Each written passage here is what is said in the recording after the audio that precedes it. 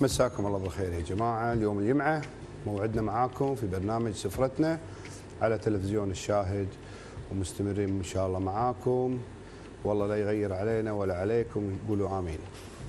اليوم طبعا أبو بدر عنده فكرة غريبة عجيبة بخليه يقولها لكم، بس أنا اليوم جايب لكم طبق تقليدي من الصين اللي توني من هناك. بوريكم طريقة إن شاء الله جميلة في شلون نسوي الدياي، جوانح الدياي مقرمشه حيل ولذيذه حيل، اثنينهم في بعض. تفضل اخوي ابو بدر. مساكم الله بالخير وحياكم الله في حلقه جديده من برنامج الشاهد، برنامج سفرتنا على قناه الشاهد. هذه 2015. مو بس كذي، ومن تقولها لازم تحزني. لازم اطالعك.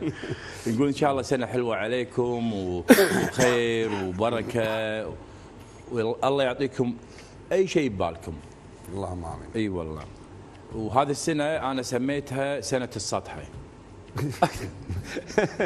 عندنا سنه الطفحه، وعندنا سنه الهدامه، عندنا سنه السطحه. قول لنا ليش؟ انا اقول لكم ليش. امس انا طالع 11:30 طلعت من المطعم، عندي ضيوف جايين من البحرين والسعوديه وبسياراتهم كلهم متجمعين في البر عند الحدود، بين الحدود كيلو، قبل الحدود بشوي كيلو، ودازه رايح هناك بوصل معاهم، احتفل معاهم، نبارك حق بعض وامور كذي. حلو.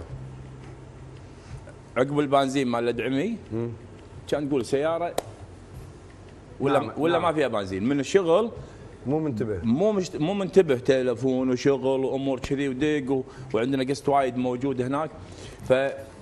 وقفت سياره النيه ولا وقفت عند سطحه. شوف النيه ما تاخرت، وقفت عند سطحه ماكو بنزين. شو اسوي؟ قلت له تعال شيل لي. شال لي شراغيات شغاله وانا فوق السطح تسوي كذي سطحه، وانا قاعد في السياره ووداك البنزين. ايوه عبيت، فسميتها دشت علي السنه وانا صاحت فوق السطح، فسميت السطحه. اي سنه السطحه. هذه عساها سنه خير عليك. خير ان شاء الله، خير ان شاء الله. خوش. طبعا قول لي اكونت البرنامج واضح على الشاشه. سفرتنا 3 SOFRATNA 3. وارقام التليفونات طبعا 2246 2264 9421 2264 9420. ونسعد باتصالاتكم. الاكلات الجديده هذه اكله جديده 2015. حلو. حبينا نعمل ميكس تحبونه كلكم، فدخلتها كلها ببعض، فسويت لكم ميكس حلو وجديد، في كسره لون منه وفي في دي اي، في لحم. الهمبرجر عاده نشوي الهمبرجر ولا ناكلها في الصمونه ومعاها الجبن والخبز وهذا، لا دخلتها في الاكله. حلو.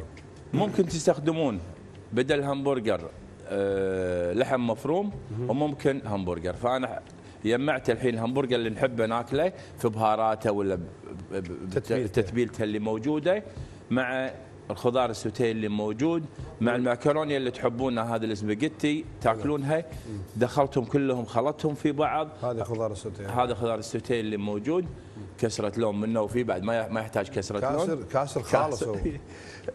وهذا الهمبرجر بين، هذا الهمبرجر ايوه، هذا الهمبرجر راح اقطعه صغار، انتفه، اسوي مثل اللحم المفروم، احمسه مع شويه، يعني ترجع حق وضعه الطبيعي، وضعه الطبيعي مع البهارات اللي موجوده. عشان شيء اقول ما عندكم همبرجر، ما تبي تستخدمون همبرجر، ممكن تستخدمون اللحم المفروم، مكعبات اللحم اللي تبونه. حلو. انا حبيت البهارات اللي موجوده بهمبرجر، اسوي منها تشكيله جديده، ادخلها واجانسها مع بعض، احشي فيها الدياي. الدياي نحبه وايد، وقام يسموني ابو الدياي من كثر ما اطبخ دياي واسوي دياي. سويت انا ديايه و40 ثومه، ديايه وبصلتين، والديايه المحشيه وديايه. اي ويوم جيت تسوي قلوب سويت هالقلوب الحياره والضلع المكسور.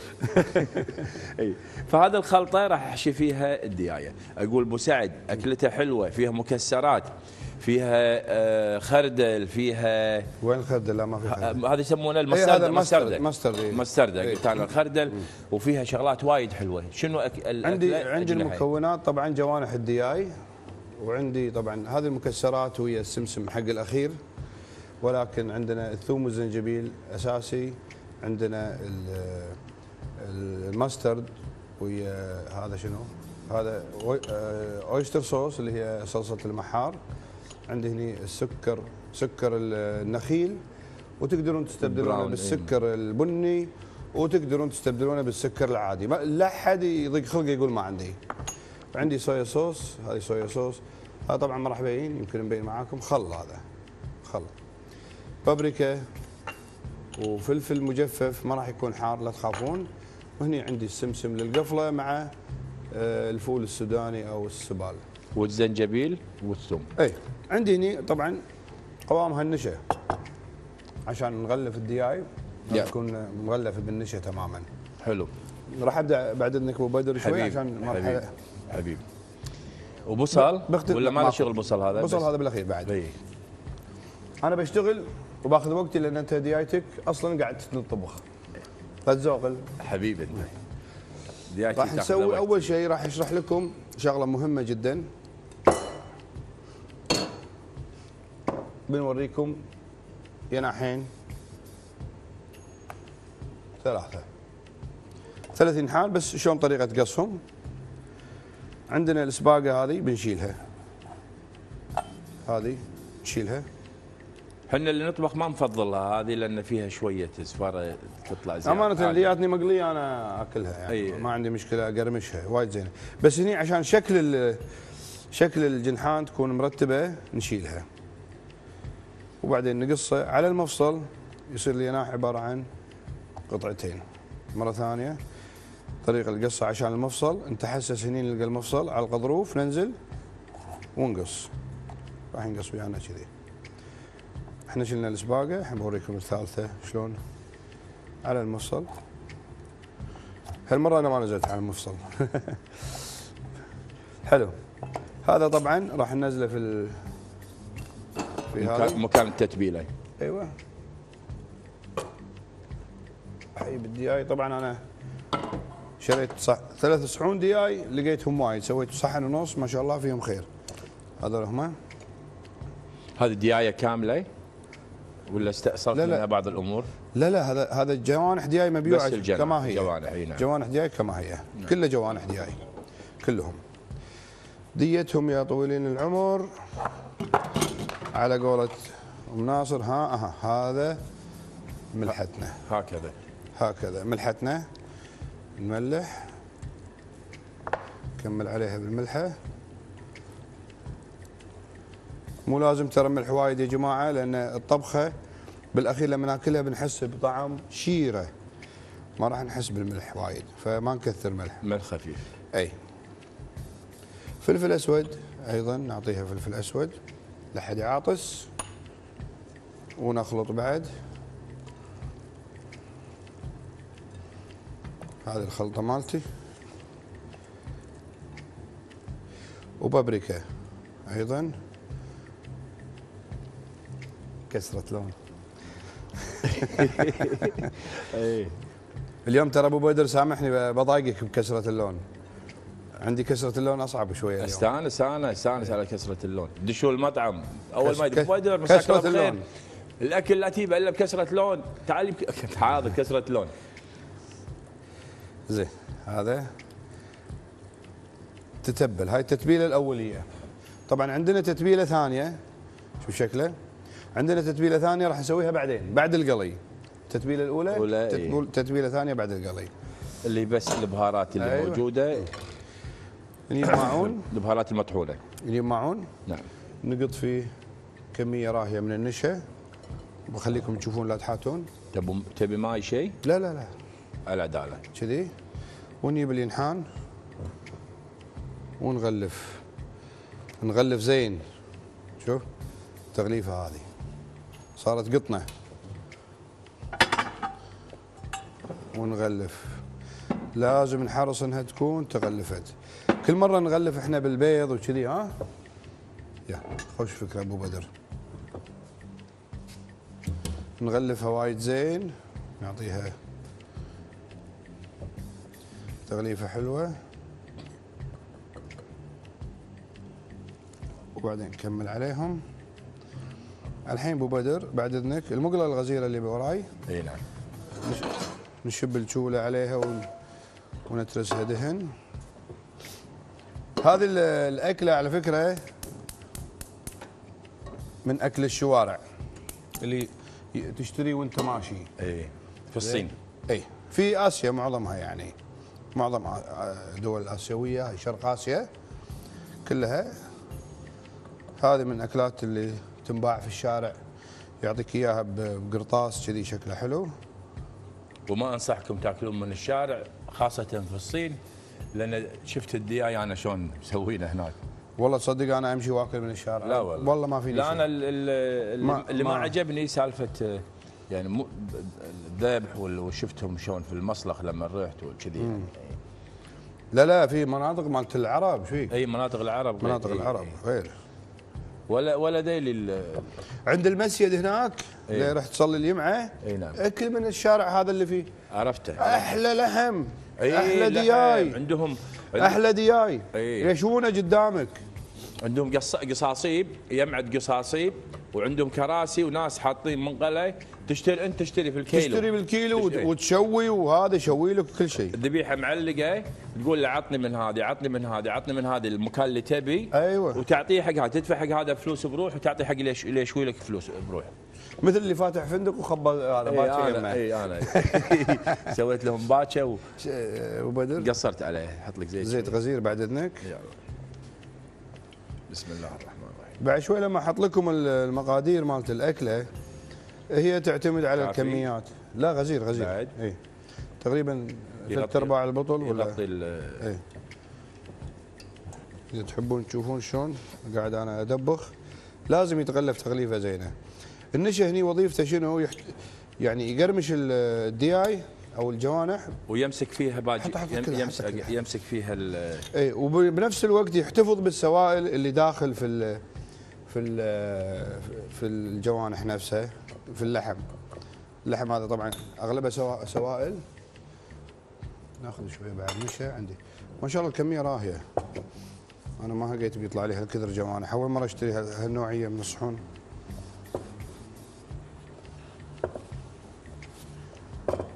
شايفين شكله شلون؟ هذا متغلف تماما، وراح يكون. انا ايدي طلعت كأنها كاسبر. شوف ايدي، ايد كاسبر صارت. واللي يحب ياكل هذه الاكله بعد الحلقه تلقونا قاعدين عند باب الشاهد هني، نقول في الشارع. اي بالشوارع نسوي لهم الاكل، نسوي لكم اياها. على الدائر الرابع، اللي يبي على الدائر الرابع بسطه قاعدين انا مع ابو سعد نسوي لكم الدياي هذا. ايوه الشارع. الحين شنو؟ الحين هذا الدياي احنا نقليه مرتين. اي نعم. زين، فهو القلي مرتين ضروري. وبنفس الوقت اذا انت بتشتريه في الشارع على السريع، شنو؟ يكون عنده جاهز مقلي، ويقلي القليه الثانيه. اي القليه الثانيه عشان يصير كريسبي يابس حلاته. وداخل رطب حلو. والله ماني مخلي الباجي، بقليهم كلهم لان هني الربع. اعطيك شويه الربع يستاهل. نشا. لا كان عندي يمي ربعي يستاهلون. نكملهم لهم كلهم. وبعدين انا لما ابدا اقلي ابو بدر يدش يشرح طبخته على ما اخلص انا القلي، تاخذ وقت. كذي سهله التتبيله والفكره. المهم السر جميله. السر مال الدبل فراي هذا يعطيك الكريسبي مال الدياي. زين، الحين على ما يسخن هذا نبي ابو بدر يبلش في طبخته، وانا اسبع ايدي واجهز نفسي للقلي. تبي تقصر على الزيت؟ ليش؟ ابي يحمى. يحمى. بلش انت. ها اروح اسبع ايدي. كسرة اللون الجديدة ابو سعد. نعم. كسرة اللون الجديدة. انا طبعا خونت فيك انت ما تدري. نعم. اي. شنو الخيانة؟ شنو؟ 2015 السطحة. لا. عقب السطحة خليت ابو سعد سويت كسرة لون. شوف. اوه. ايه خليتك. ها كان يصبر. ايه هذا 2015. اول مره دشيت على تدري عاد المطعم ما عرفوني. تدري انت ما سويت كسره لون؟ اي لا انت سويت توحيد للون. كسره اللون عندي انا سولت اند بيبر، اسود بابيض، ملح وفلفل. يلا هذا الهمبرجر الحين بقصصه. خليه يفتش من الثلج. عاده احنا نقليه هو ثلجه يعني يكون عادي يعني تقليه. لا انا ابي عشان افتشه اخليه يفتش واشيل القراطيس منه واقصه ناعم مثل هو الحين ريحته حلوه. اي طبعا تتبيلته الخاصه. وحاولوا يعني تاخذون نوعيه زينه يعني مو الانواع اللي تعبانه، نوعيه زينه. وانصحكم في الانواع الكويتيه جدا جميله جدا جميله. على الاقل يعني مضمونه. كنا عندنا اتصال ما ادري كنا اسمع المخرج. اسمع المخرج مفتته حيل. ارجع اقول لكم المكونات. حلو. اي نعم. ارجع اقول لكم المكونات. اي موجودين ترى على فكره الارقام اسفل الشاشه تمشي مثل الرول، ونسعد باتصالاتكم. تفضل ابو بدر. نعم. انا ببلش اقلي. قلي. ترى القليه الاولى مو مهمه، الثانيه مهمه. هذا القلي حلو. راح اقلي كذا دفعه بعد. حلو. هذا ايوه. روح اشتغل ابو بدر. اوكي. الحين ابو سعد يقلي. انا فتت اللحمه تشوفونها قدامكم. هذا الحين هني هذه اللحمه.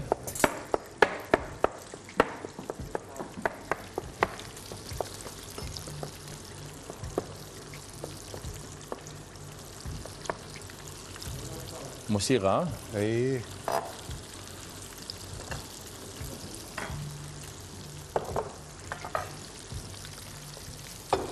هذه اللحمه قصصتها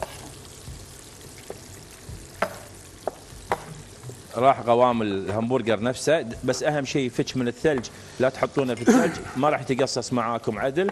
رد مره ثانيه لحم مفروم بتتبيله حلوه ومجمد بطريقه صحيحه. هذا هو. نشوف حتى نسبه الزيت اللي فيه او الشحمه اللي فيه خفيفه كلش. تجانس حلو بين اللحم. هذا الهمبرجر يسوونه يمكن سواه الشيف احمد ابو محمد عندكم قبل هالمره. الخلطه من وين ياخذون اللحم. هذا كذي خلصت. انزل البصل. عندي حدود بصلتين مو خساره نحط الباقي. انا احب البصله الغامجه شويه. اجيب الزيت بس شوي بحط زيت. ابو سعد خلص. اعطيك كم قلت لي؟ شويه زيت. نزيده بعدين. عطني اجيب لك. تفضل.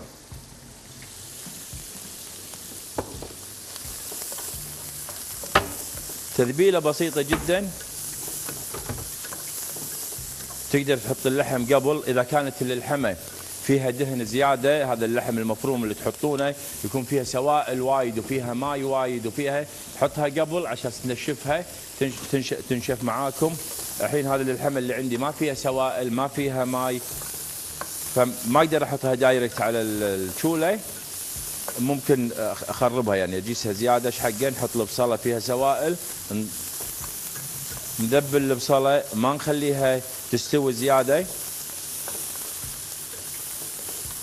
وانزل عليها للحمى.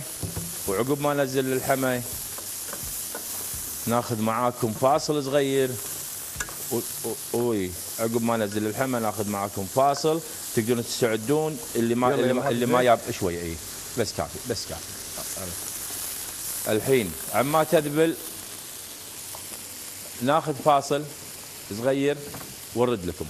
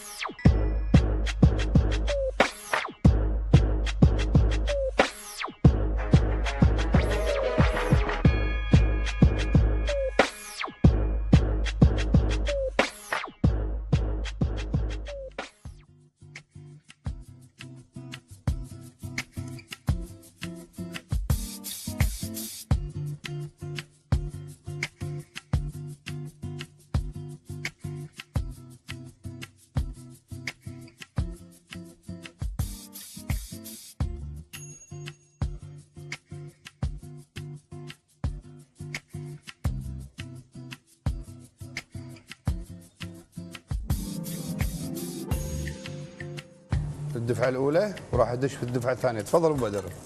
يلا تفضل. انا خلي اسوي الحين هذا، ابى اتبل الدياي. روح دلكها. دلكها. الحين اسوي تتبيله الدياي. عندي صبار تقريبا نص كوب صبار. هذا نشوف. ايوه هذا الصباره منقعه او اكو صبار جاهز. معجون جاهز. معجون جاهز. عندي معجون طماط راح استخدم نصه.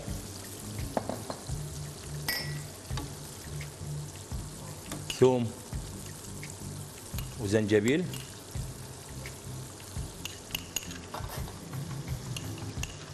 تبي ثومه. فلفل اسود. شويه بهار. تقدروا تحطون بهار. انا حاط بهار لحم الحين. ممكن تحطون بهار كاري اللي هو خلوط جاهز. والملح. عندي جوز الطيب بخليها حق بعدين. هني هذه التتبيله اللي راح اتبل فيها الديايه، وتتبلونها قبل ساعه وايد احسن. نخلط التتبيله عدل. الحموضه راح تصير عاليه وحلوه. احنا تعودنا على اكل كويتي اذا في حموضه نحط له شويه شكر. أيوة. تعمل تجانس جميل جميل جميل جدا. انا ما حطيت شكر. نقدر نحط شكر اذا نبي نحط شكر. خلصت هني ابدا اتبل. ايوه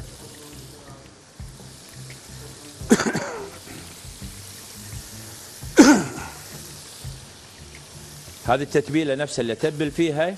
بعدين الزايد اقطه نفس الصينيه.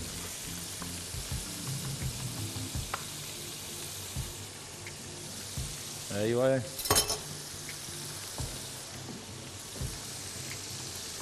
هذه التتبيله الجميله اللي تتبل فيها. الباجي راح احطه في نفس الصينيه.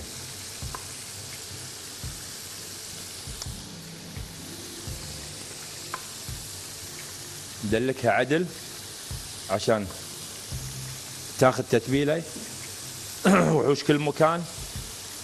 لازم افتح هذه لو نشوف هنا. ايوه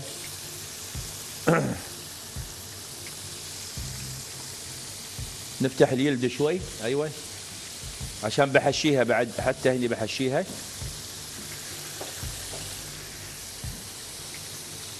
عندي معكرونيه وعندي خلطه راح احشيها. فصلت اليلد. خليت حاصل شويه. ارجع هذه هم افصل اليلد. ها ابو سعد سمعتك. ها هكذا. ابو سعد بيقول عندنا اتصال يا ابو سعد. علي العيسى. اخونا علي العيسى. هذا سامي شريده الدمام. حياه الله. الو. السلام عليكم. عليكم السلام. يا هلا مرحبا. السلام ورحمه الله. يعطيكم العافيه. زينك عافيه. عبد العزيز. هلا والله. بارك الله يحييك. حبيبي. طال عمرك. كيف صحتكم طيبين؟ عسى بس طرشت العيال يجيبون لك الاغراض. الاجنحه موجوده الحين في المقلة. يا حلوك يا حلوك يا حلوك. الله يزينك يا اخي علي. اي لا والله في المقلة. الله يسلمك. يعني اول باول. بيني وبينك اول باول. بس بيني وبينك انا كنت ناوي اليوم. انا عندي طبخه اسمها تنظيف الثلاجه. ايه شغل الطليان. ايش الزايد من يا نسوي بيتزا يا نسوي مثلا شو اسمه. والله عافيه عليك. مكرونيا. يا سلام عليك. يا سلام. اجلناها. ايه زي سويت؟ خلينا الاجنحه والدجاج حق ابو بدر. ايوه عليك نور. اقول مساك الله بالخير وان شاء الله سنه حلوه عليك وعلى اهلك ان شاء الله.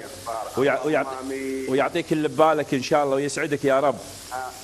امين امين ويعطيك الصحه والعافيه وكل عام وانتم بخير. خير وصحه وسلامه. عندي لك سؤال اخوي ابو عبد العزيز. تفضل. ابو بدر سمى السنه هذه بالنسبه له سنه السطحه.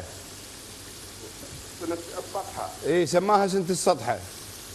انا هالسنه سميتها سنه الحفره. طايح بالحفره بالبر.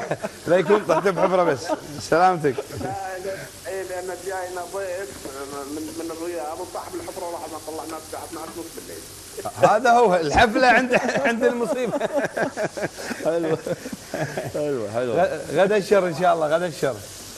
والشر ما يجيك. المهم اهم شيء انه ايش سنه ان شاء الله بخير والصحه والسلامه. الله يسلمك. على المسلمين وعلى كل الامه واحبتنا واصدقائنا وكل شيء. حبيبي الله يعزك.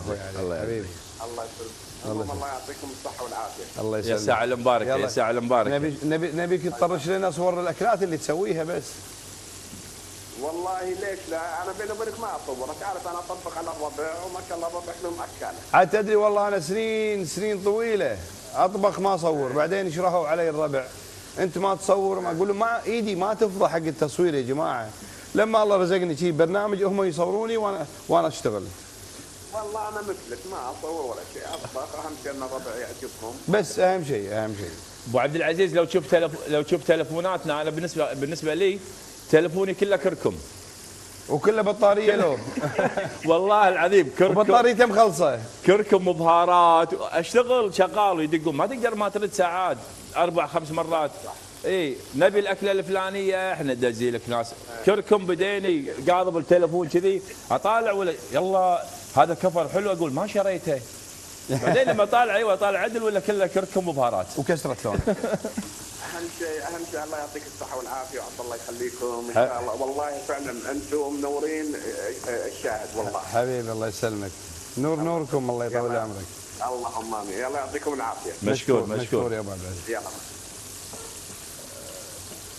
عندنا طبعا اكونت البرنامج موجود على الشاشه، سفرتنا 3. ما طلع ليش؟ لا يطلع عندهم، وعندنا يطلع عند الشباب. اي في اسفل الشاشه صحيح، انا ما اشوفها المشاهد. والارقام طبعا موجوده على الشاشه رول تنزل، وعندنا الاخت امنه على الخط. الو مرحبا. يا هلا ومرحبا، حياك الله اختي امنه. كل عام وانتم بخير وسنه حلوه لكم لنا ان شاء الله. الله يطول لي بعمرك، سنه حلوه عليكم، قولي امين. امين رب العالمين. الله يسلمك. وكل عام وانت بخير عم ابو بدر. طال عمرك وان شاء الله احلى سنه بحياتك يا رب. قول ان شاء الله، والسنين الجايه احلى واحلى واحلى واحلى. بغيت قاعد اشوف تعبت ويا. ان شاء الله طول عمركم سعيدين. الله يسلمك ختامنا. الله يسلمك. كيف سعد؟ نعم. كيف انت اللي حطيته بالجوانب، حطيت بابريكا بعد ولا شنو؟ بابريكا وفلفل اسود وملح فقط، وبعدين غلفته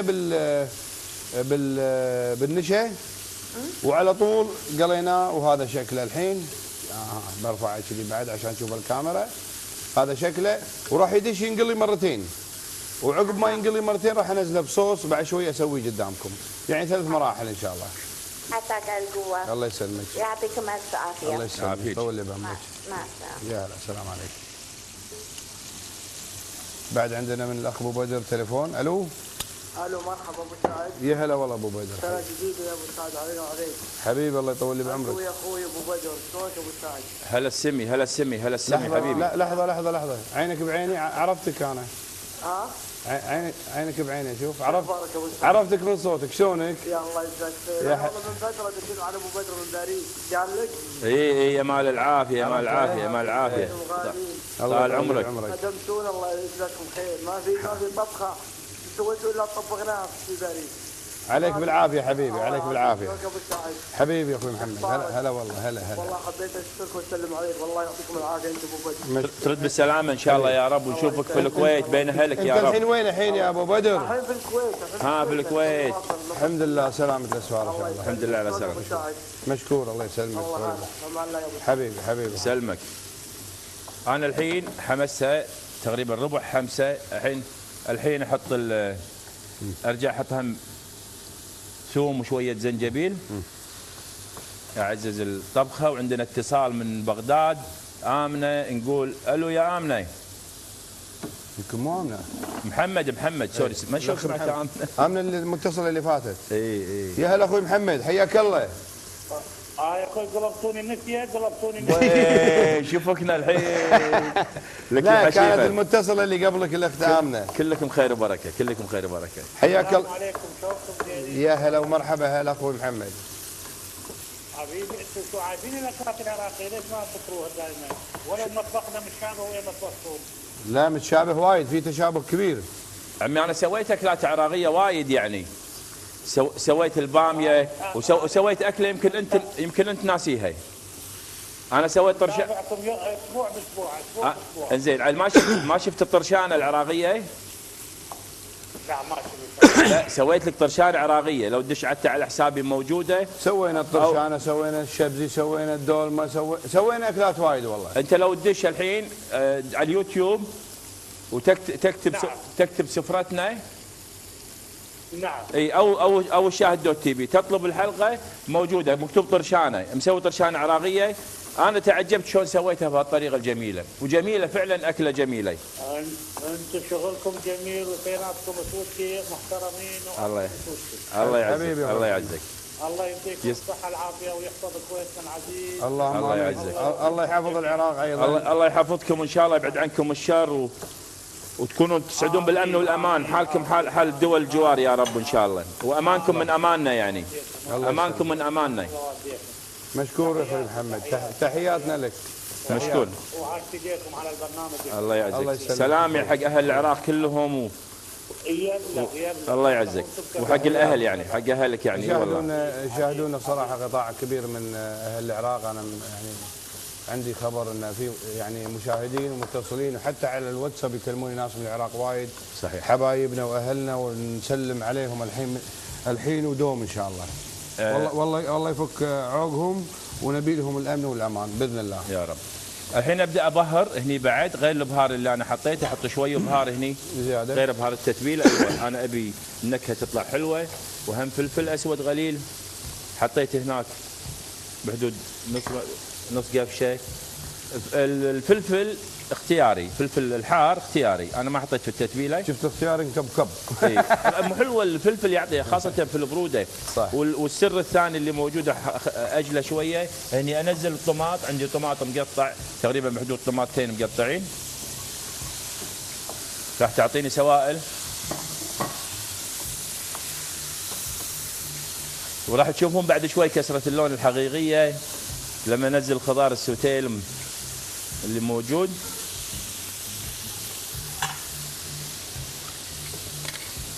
جوزة الطيب، جوزة الطيب. جوزة الطيب ما قمت تستغني عنها. اي هذا جوزة الطيب تعطي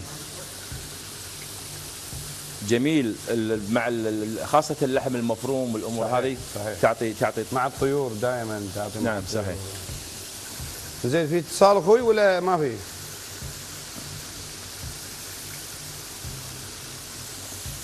ماني سامع. في اتصال ماني فاهم. في اتصال. عندنا اتصال من فهد. فهد من الكويت. حياك الله. حبيبي. معاك الشيف عبد الرزاق من المطبخ والشيف سامي من المطبخ. هلا والله. انت مو يقول من الكويت. حياك الله. هلا فيك. انا سؤالي يا عبد الرزاق، عبد الرزاق ما عندك دورات؟ والله ما احنا فاضيين نحك شعر راسنا. اي والله. انت لو سامع البرنامج اول ما بدينا قلت لك سنه السطحه، لان من كثر ما مشغولين والله انسى صب بنزين. انا علامه بسيارتي شابه الحين تقريبا اسبوعين تقول بدل زيت. لا انا بدل لك. اي والله العظيم والله ما عندي وقت. يا معود عطها السايق شيء احد يبدل لك زيت ويجي. عندي سواقين، عندي واحد ماسك شغلي. فيني طبع مو زي مثل الوالد الله يرحمه يغمد روحه الين. لازم انا ما احب احد يركب سيارتي، ما اعطي سيارتي حق احد. اصلا الله يرحمه ابوك لما ما يعطيك سيارتك لانك انت شيطان قبل، يخاف عليك ويخاف على السياره. انت الحين عندك سايق ريال محترم، عطى سيارتك خليه يصلحها ويجي. راح الاتصال. راح اخونا حمد حسابه. الحين انزل الطماط، هذا معجون الطماط عشان يعمل معي تجانس حلو.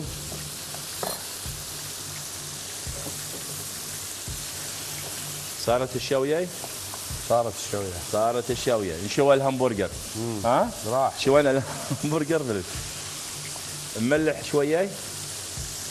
هذا مالت هذا شوف هذه إيه؟ هذه هكذا. هذا اللي خلت سمعتي بالملح مو زينه. كميه قليله يقول لك انت تحط ملح وايد. صح. الحين الحين انزل هذا المعكرونيه لو وايد يدقون علينا على الجذور اللي قاعد نشتغل عليها. جذر ابو سعد ما يابه، الجذور اللي انا اطبخ فيها انا وكيلها، انا وكيل الجذور. هذا شوف هذا نط الحبل، هذا نط الحبل، ها نشوفها. ايوه هذا نط الحبل.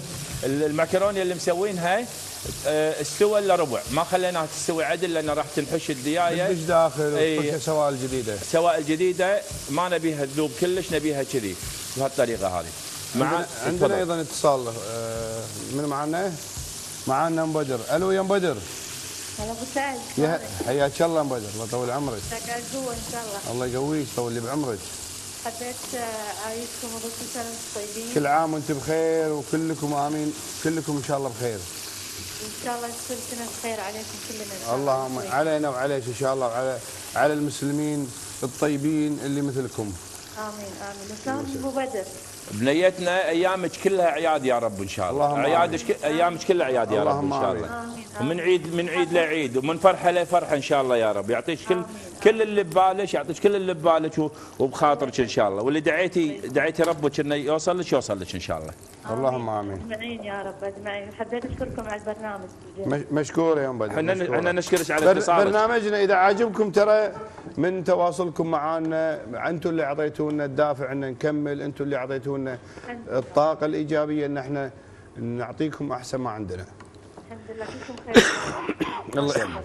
الله يسلمك. نفتخر فيكم والله، نفتخر فيكم. والله انا شخصيا انا دائما اقول انا افتخر فيكم انتم، لان انتم اللي ساعدتوني، انتم اللي شجعتوني. وانا اشكر بالنيابه عن المشاهدين كلهم، اشكر اثنين لهم فضل في حياتي وفي دنياي، قناه الشاهد والاستاذ الفاضل المربي الفاضل الاخ الحنون القلب الكبير ابو سعد حبيبي. اي والله هو اللي شجعني وخلاني اطلع على الشاشه. كنت منزوي وما ابي اطلع وخايف، مو خايف من الشاشه، انا تعاملت مع الشاشه وانا صغير، يعني مثلت وانا صغير شاشه ومسرح وكشافه وما خليت شيء. كل شيء ودقناي وعندي بشتخته. هذا اسال عبد الرضا يعني. يعطيكم طول العمر يسلمك. والصحه والعافيه. تسلمين يا ام بدر، ما قصرتي.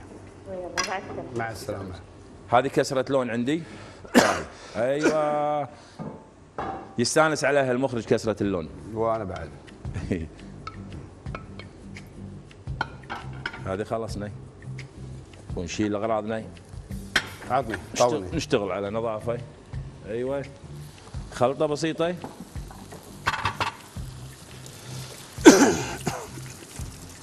انا في شيء مو حاطه في المقادير راح احطه الحين، اللي يبي يحطه واللي ما يبي يحط هم كيفه، اللي هي شويه زبده تعطي طعم. تعطي طراوه. نعم تعطي طراوه، تعطي نعومه في الطعام بعد. ايوه تعطي نعومه في الطعام.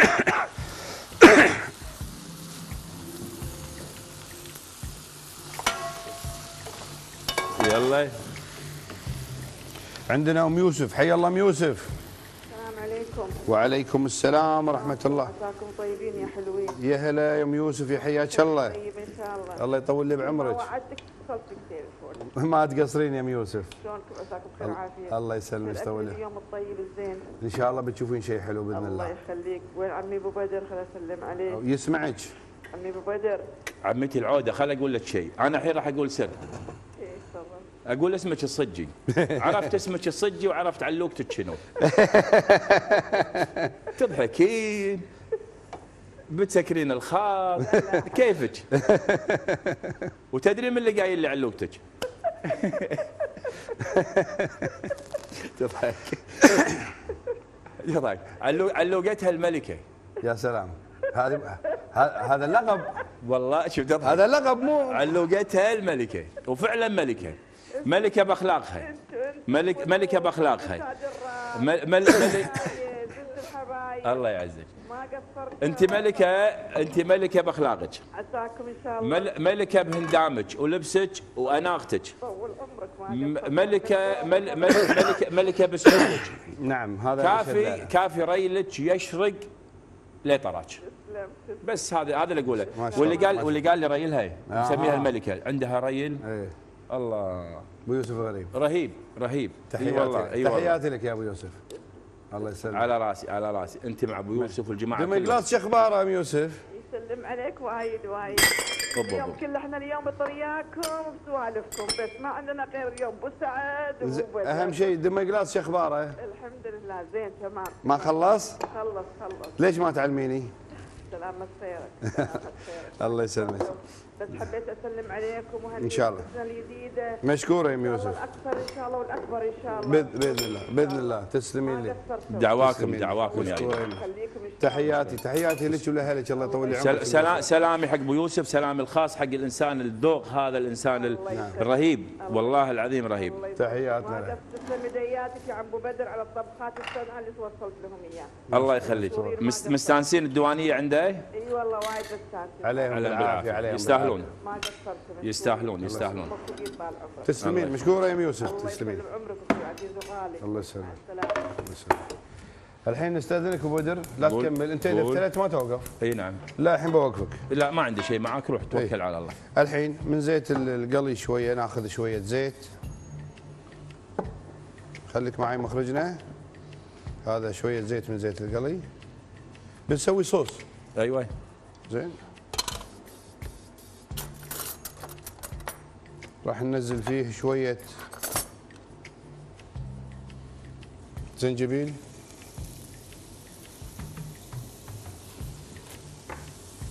ونخليه شوي لان الزنجبيل روحه اكبر من الثوم، ماني حاط ثوم الحين.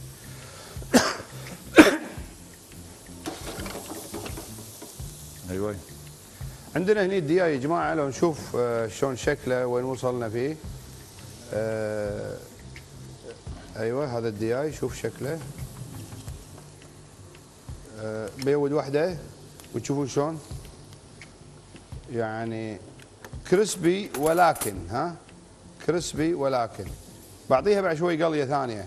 انت لما تروح بالشارع تلقاها كذي مقليه وجاهزه، حسب بالك هاي جاهزه خلاص تقدر تشتريها، لا، ويروح يكون عنده الصوص هذا اللي بسويه الحين يكون جاهز، ويكون عنده زيت حامي، يروح يسقط الدياي، يسقطه في الصوص ويقدم لك اياه كذي بقرطاس جميل. الحين نزل عليه الثوم عقب ما طلعت لنا ريحه الزنجبيل. هذا الثوم نزل. بعد لازم نحركه عشان بس الشرح والحركه. انا مضطر اطفي الشوله شوي، انعز الدياي شوي بعيد عني، وراح انزل عليه ورشستر، عفوا صلصه المحار. نزلنا صلصه المحار وراح نحرك خفيف. بينت الصلصه، بدت تبين الصلصه.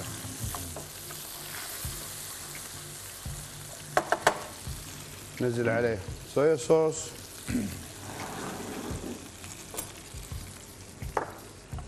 بدت تبين الصلصه، ما بدت تبين للحين. نرجع نشب عليه تشوله، قصرها تاكد. ايوه عندي هني فلفل مجفف حار، نحاول نستبعد البذور مالته كثر ما نقدر لان هي الحاره زياده. اي وننزل كذي، اللي يبيها حاره يخليها مع البذور. نكسرها كذي، نقطها ونقطها داخل كذي.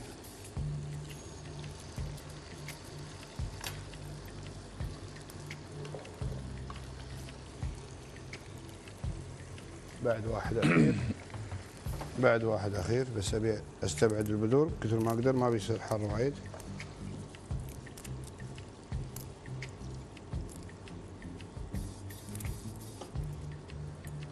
راح احرك.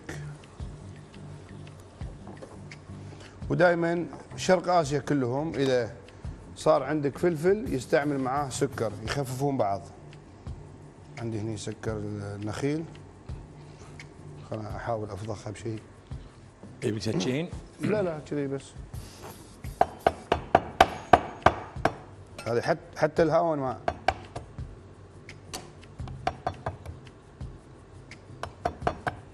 سكر نخيل شوي قاسي، سكر نخيل قاسي بس. نحاول كذي وبعدين هو بروحه يذوب.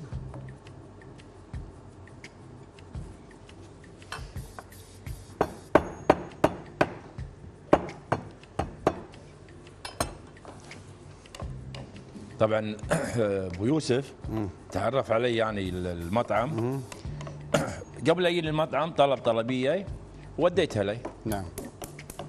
فحطيت له شغلات زياده معاها. ايه عينات. اي انا داز له حق الديوانيه. وطلبيتها وايد عوده، ديوانيتهم عوده في الضاحيه. ف ثاني يوم دق علي انت وين؟ قلت له في المطعم. شو يقول انا جايك اشوف الاكل اللي عندك. طبعا دق قبلها تشكر اكل زين يطمش يعني شوفي تعال يعاين. كان يقول لا هذا الفاتوره اللي دزيت لي اياها مو صحيح، هذه اقل من المبلغ وايد. اي انا وايد تنقال لي ترى شيء في ما يصير. مو كان يقول لا والله ما اطلع الا دافع، ما يصير تدفع زياده خلاص فاتوره هذا طلعت كمبيوتر. اي نعم. فناس اوادم فوق ما تتخيل. نعم صحيح. انا ساعات ناس يعني طبعا مو كل الناس يقولون كذي، بس في ناس تقدر الطعم اللي يجيلك. صح. فيقول ليش كذي ابو سعد مطعمك رخيص؟ حتى لو تشوفون يعني احنا نطلع في التلفزيون ونطبخ شوف مطاعم عاديه نعم. اغلى. احنا مو معلين الاسعار لان قاعد نتعامل مع اهلنا. نعم. ولا احنا جشعين ولا احنا اللي قاعد ندور شو اسمه السعاده هذه. الحمد لله قاعد نربح وخير من الله وقنوعين في الربح اللي قاعد نربحه. انا اشهد. راح انزل الحين الماسترد. خليك معي مخرجنا. الماسترد ودار قفشه. تفضل. ونحرك. توليفه حلوه هذه. جميله راح تطلع. بس انا تقريبا قاعد اطفي واشغل بس عشان مده الشرح، ولا المفروض قط قط ورا بعض بسرعه. هذا الصوص مالنا جاهز. ناقصه تكه واحده بس. شنو هي التكه اللي ناقصه ابو بدر؟ تذكر مقاديري؟ شنو اللي ما حطيناه؟ يلا بسرعه. الخل. قد قفشتين خل عشان مو مبينه. هناك مو مبين. اي ابيض ابيض ابيض مثل قلبك مثل شعرك. نعم. ابيض سولت اند بيبر. لا انت اسود. اي اسود الحين. صبغته. انا اشوفك في شهر مارس شلون شكلك. حدك شهر مارس. اي اوكي. هذا الصوص جاهز ومتجانس. خلينا نذوقه. ما علم. ما علم. شنو التغليف ابو سعد؟ خلنا ندوقه. ذوق كذي حلو. الحين واو هذا جاهز. راح اوخره ونرجع. اذا ابو بدر يبي يشتغل ترى انا بسوي قليه ثانيه. المعكرونه اللي انا سويتها واشتغلت فيها لو انتم شايفين تنوكل الحين دايركت. الا انا اساسا ما خليتها تستوي زياده، هم تنوكل مع الخلطه اللي موجوده. معكرونه عاديه. هكذا ابو سعد. هكذا اي. ترى كاسره اليوم كسره حلوه. ها اي احسن من كل مره. كسره حلوه واللون حلو وتوليفه حلوه. يا ليت تذوق ابو سعد. تفضل. بس الباستا مو يعني اي الا ربع ماكو مشكله. تنوكل هيك كذي.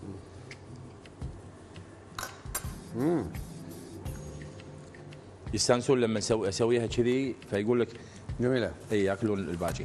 الحين ابدا حشي.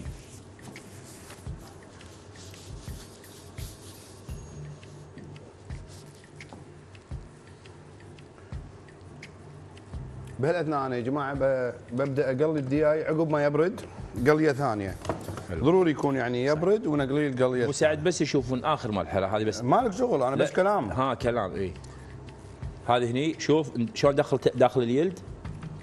حشي اليلد من داخل.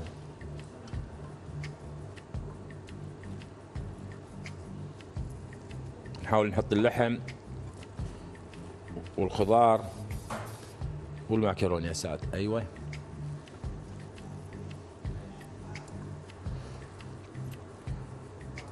نحاول ندزهم داخل لانه مستوي الا ربع فراح يستوي عدل. طبعا هذه الصينيه اللي انا حاطها صغيره، الصينيه الثانيه اللي انا اشتغلت فيها وخلص عوده اكبر من هذه. لا خليك هني قاس ديايه وهناك ديايتين. اي عشان لا يصير ضيج. اي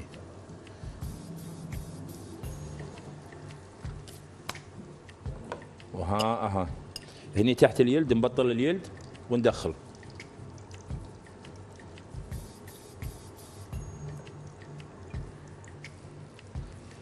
هكذا. الصوب الثاني.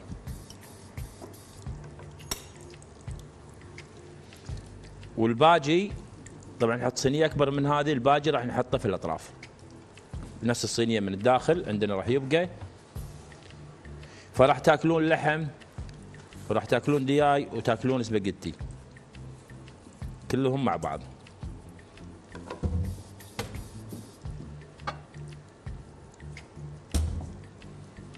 مع كسرة لون. هذه كسرة اللون، الأحمر رهيب. وخل أعلمكم معلومة بالنسبة حق الحمر يخلي الإنسان ياكل أكثر. أي لون حمر يخلي الإنسان ياكل أكثر. لو تلاحظون أغلب المطاعم أبيض ويحطون فيه حمر، أبيض ويحطون فيه حمر، يعني لازم في ركن حمر، لازم في طقات حمر، لازم في شيء كذي. كذي خلصت تغلف وتدش الفرن ساعة ونص على حسب حجم الدياية اللي موجودة. وراح تشم الريحة اللي راح تطلع. أنا عادة لما خلص أقدر أحط لها أرشها رشة شوية ماي ورد وزعفران خفيف فوقها تعطيني لون حلو كذي. وتدش الفرن أنظف. يلا ابو سعد الحين معاك الهواء. دام خلص ابو بدر وبدخلها الفرن، احتاج منكم ايضا بريك صغير، منها نرتب السفره ومنها نرتب امورنا. فبريك صغير وراجعين لكم.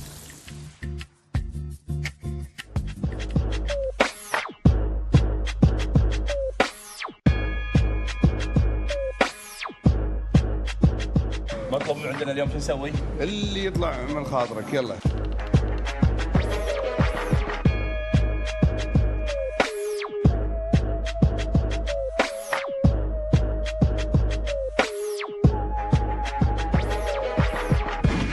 ومضبط لها عيش صياديه مع كسرة لون. كفو والله. عدل.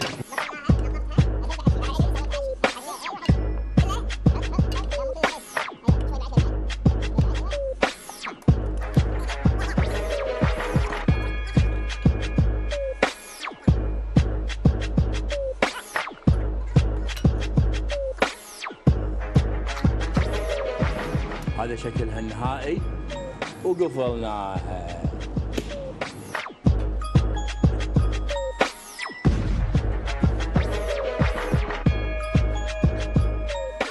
كهرباء بسرعه ناديت كهربتي دفعت له 60 دينار. قلت الحين بي سعود بسرعه ناديت.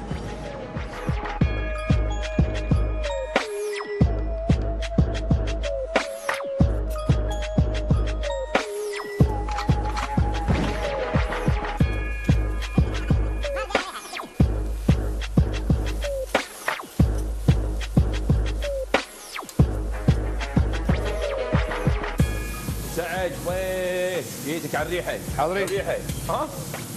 الريحه تطلع المارد. اي والله طلعت المارد. انا طلعت لك المارد. حلو.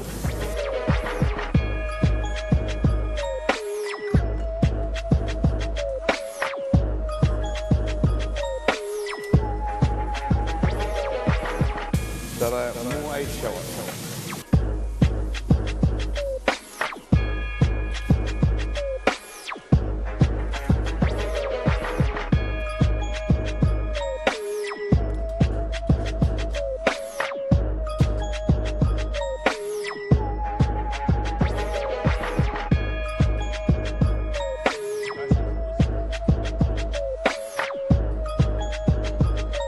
هذه القرعه استوت، بطلها تشوفونها الحين.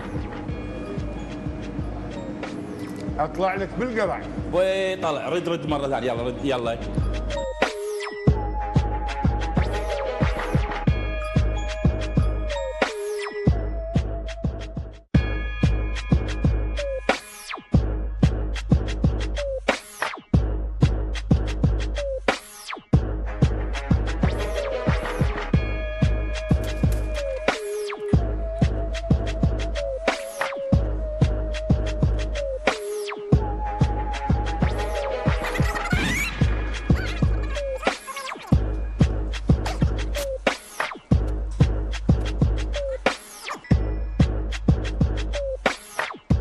حطيت الدهن، حطيت الثوم عشان اسوي صوص.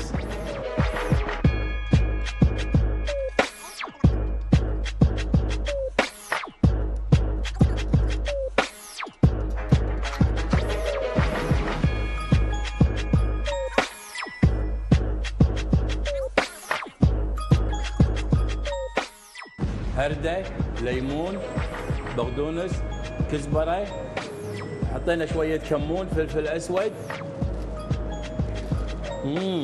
أحلى دريسنج حق السمك.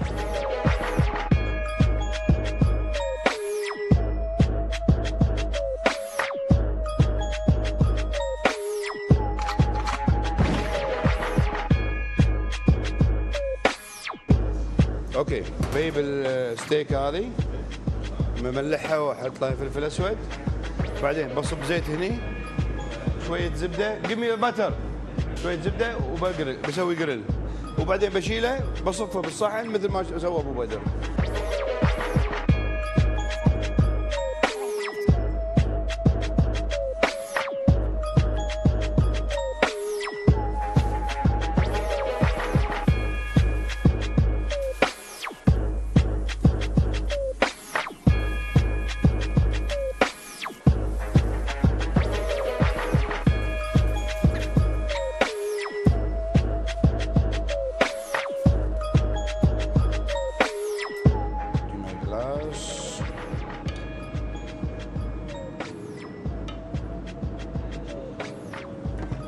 مع رشة بقدونس صغيرة. عليكم بالعافية. هذا ابو مكانه، من حطه هني؟ حسبي الله عليك يا ابو بدر، كل مكان يطلع لي، حتى في المرق يطلع لك. يلا داخل داخل داخل.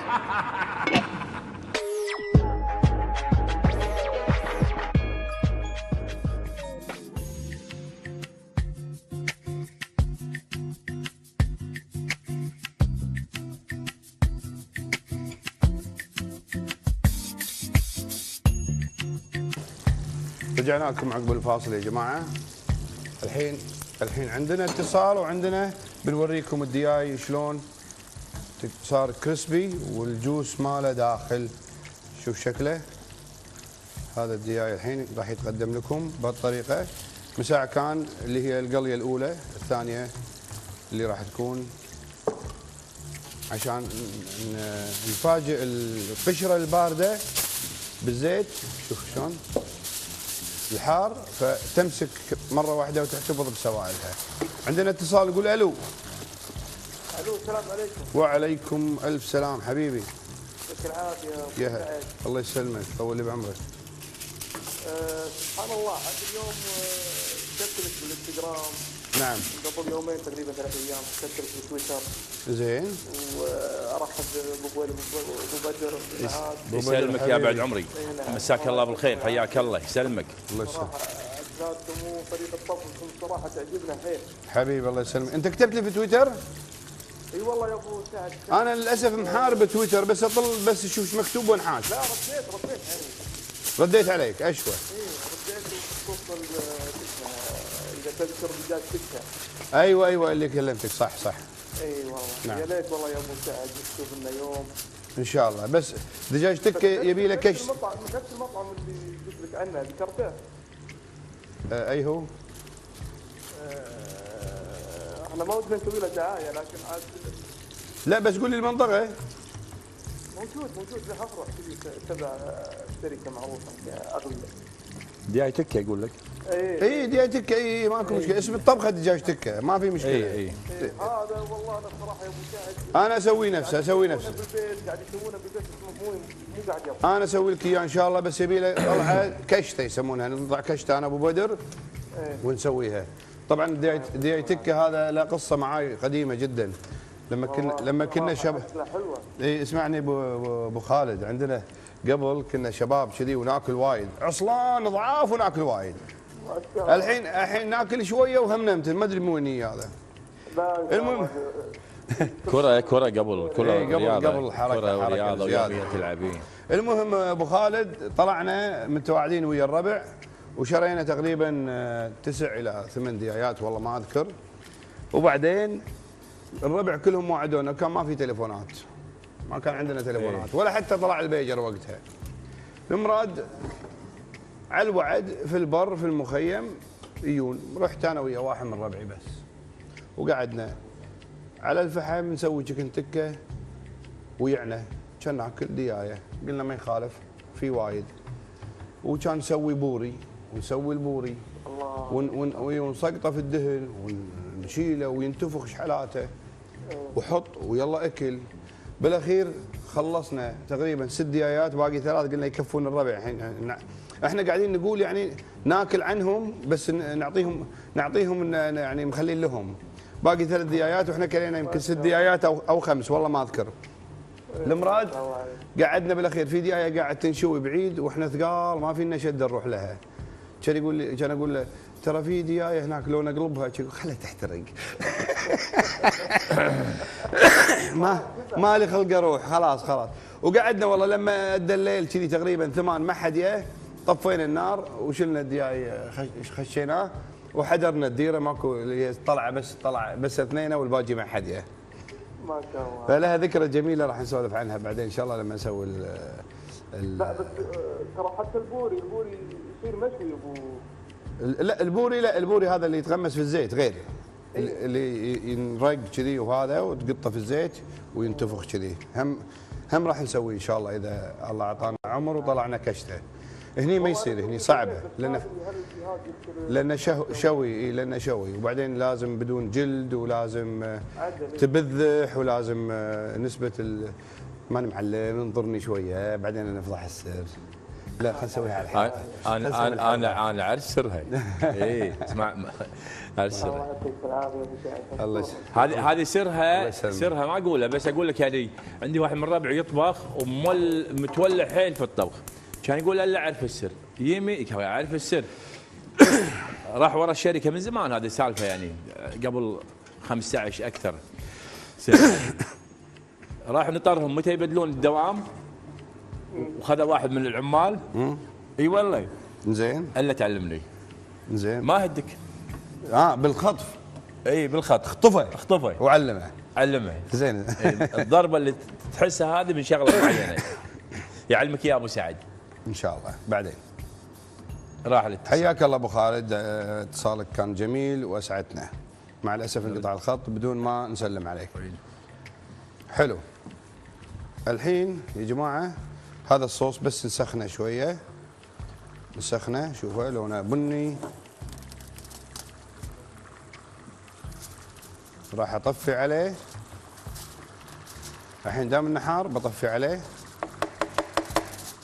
الصوص صار يعني كميه اقل من كميه الجوانح، فبنزل عليه تقريبا هالكثر وبقلب. يبي لي قفشه ثانيه ثواني، انا بقفشه عشان اعرف اقلب. يا سلام على التغليفه. ولا ننسى عندنا هني سبال راح نقطه بالنص بينهم ويبدا يتلصق ويعطينا روح حلوه. ودياي كان تسمعون الصوت تك تك تك تك، يعني شنو؟ يعني كريسبي للغايه. والحين بعد غير انه كريسبي للغايه راح نطق لنا واحده ونوريكم شلون من داخل ترفه وهشه وفيها سوائلها، محتفظه بسوائلها. كذي هذا طبقنا تقريبا استوى. والصوص ماله الجميل، ريحته مع الصويا صوص والاويستر صوص والخل والسكر والفلفل كله تجانسا وايد جميل. راح الحين بعد شوي نشب لكم اياه بعطيه كسره لون. ايش رايكم؟ بسوي له كسره لون. انا قاعد احوس بالفرن اطالع الديايه يبي لها بعد وقت.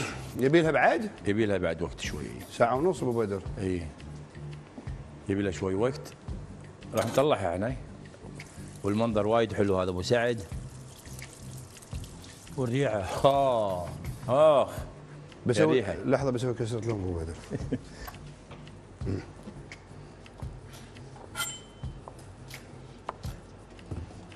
نسوي خلطه صغيره.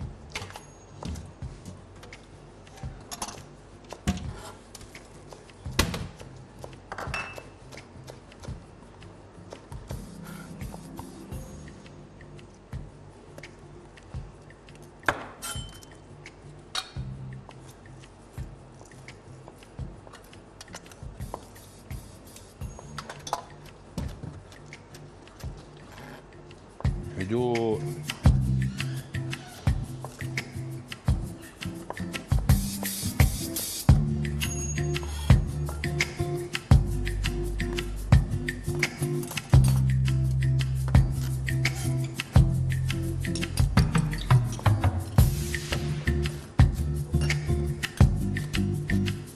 لو نشوف فوق البيعة كاهني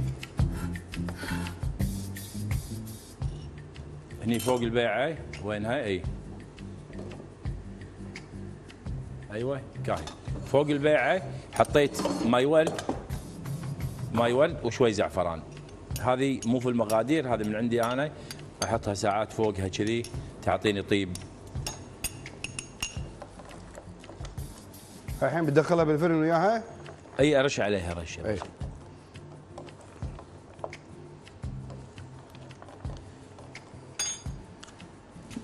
الحين راح اشيلها كذي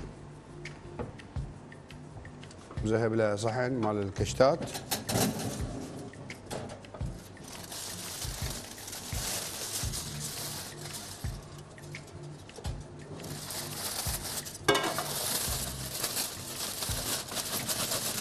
وشها بالسمسم بالطريقة هذه.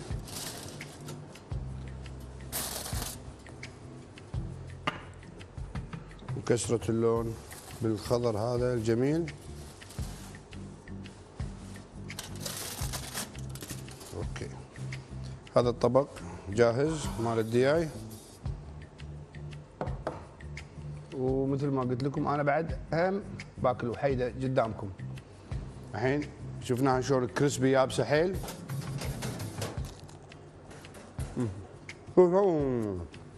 شوف من داخل محتفظه بسوائلها طريه، بس القشره اللي هي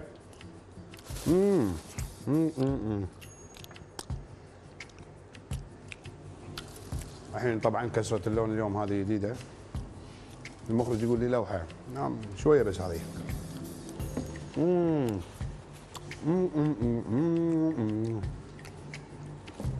اخ حسافه ما سويت صوص وايد حق الباجي بس تمام.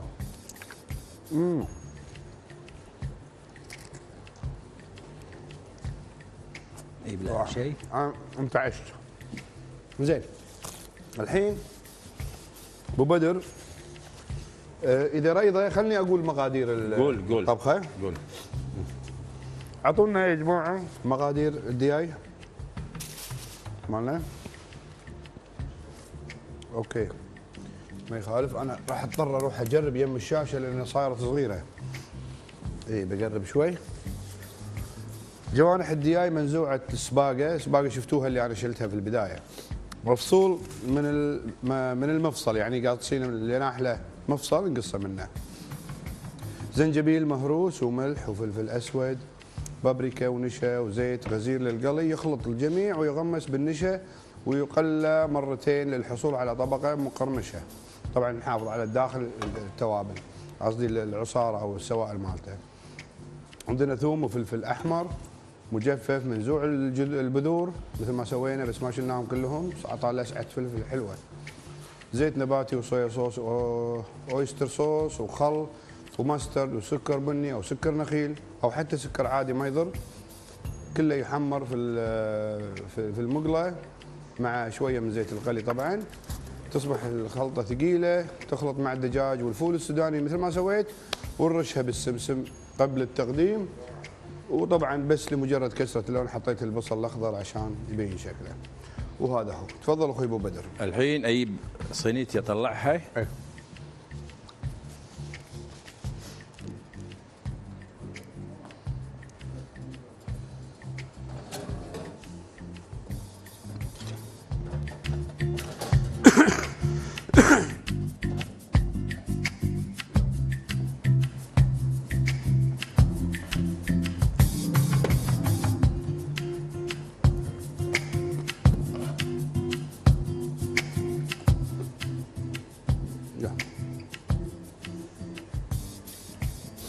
تبي تسندها بشيء؟ بعد اطلع حتى شيء عشان تبين بالشاشه. باينه شوفها.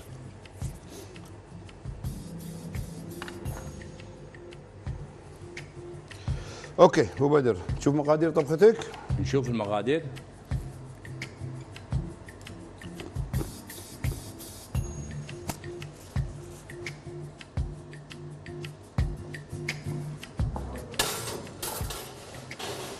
ديايه محشيه بالسباجيتي والبرجر. ما نقول هم برجر، مو حلو. برجر. المقادير: 2 ديايه وزن كيلو، مكرونه سباجيتي مسلوقه قليل يعني او مسلوق الا ربع، نص كيلو برجر لحم مفروم نفرمه، 2 حبه طماطه، نص كيلو خضار سوتيه، ايوه كذي نشوف احسن، 1 علبه معجون طماط، نص كوب صبار مذوب، 2 بصل مفروم، 1 ملعقه ثوم مهروس، زنجبيل هم نص قفشه زنجبيل، ملعقه بهار مشكل او بهار لحم لان اللي حاشين احنا لحم داخل، نص ملعقه فلفل اسود، ربع ملعقه جوزة الطيب، فلفل احمر حسب الرغبه، ملح حسب الرغبه، وزبده حطيتها انا شويه حط زبده شويه مو مذكوره، احرصوا عليها تحطونها ترى اطيب. اطيب هذه انا رشيتها رشه بسيطه ماي ورد وزعفران خفيف يعني. حلو.